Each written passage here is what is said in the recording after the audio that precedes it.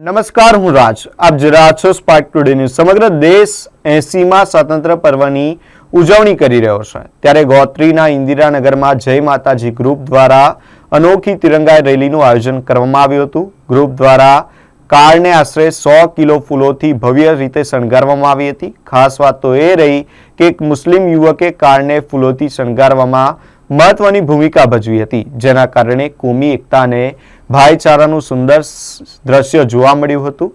જય માતાજી ગ્રુપ દ્વારા દર વર્ષે આ રીતે કારને શણગારવામાં આવે છે. ફૂલોથી સજાવેલી આ કાર રેલી દરમિયાન લોકો માટે આકર્ષણનું કેન્દ્ર બની હતી. ડીજેના તાલ સાથે કાર વડોદરા શહેરના વિવિધ વિસ્તારોમાં ફરી હતી અને મોટી સંખ્યામાં દેશભક્તો રેલીમાં જોડાયા હતા. ભારત માતા કી જય. પહેલા તો 15મી ઓગસ્ટ સ્વતંત્ર દિવસની અંદર મેં 4, 5, 6 વર્ષથી સલંગ મેં ગાડી સજાવું છું. એક એકતાના ગ્રુપની અંદર એકતાને જે મારા ભાઈબંધો મિત્ર છે, જે મારા જે માતાજી ગ્રુપના ગોત્રી વિસ્તારની અંદર, એ મને ફૂલ સપોર્ટ ઓલરેડી કરી રહ્યા છે અને હજુ બી કરી રહ્યા છે.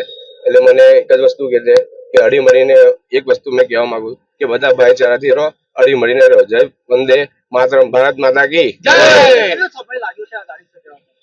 આ ગાડી સજાવવા અને રાતે 10 થી 5 ની અંદર કામ થયું હતું. કેટલા ફૂલોનો ઉપયોગ કરવામાં આવ્યો છે? 100 કિલો ફૂલ છે એની અંદર.